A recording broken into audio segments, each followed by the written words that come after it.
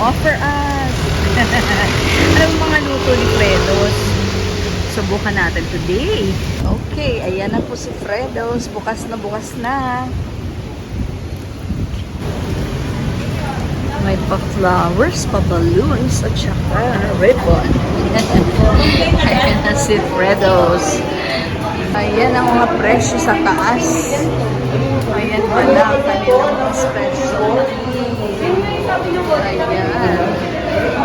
Oy, grabe po yung kanilang masarap na mainit, mabilis na sulit. Oy, grabe, may bangus sila pala. Bangus in Spanish oil, may beef tapa, may palabok, may halo-halo, pork, sisig, sweet and sour, fish fillet. Ang galing. Yan si Fredos. We're just waiting for our order.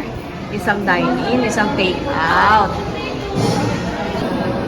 Ayan po ang aking beef caldereta. Ang presyo is 148 pesos.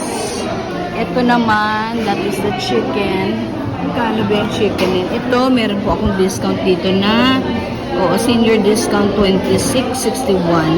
Plus less yung VAT na 50.96. Yan po yung aking discount sa beef caldereta.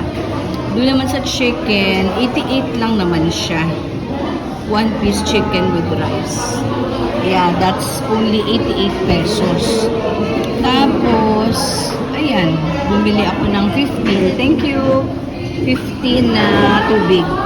15 pesos. Ayan, may ganyan pala siya. Yeah, let's eat na po. Yung isa ay dine-in, ito, at isang take-out. Yan, ang Bicol Express nila.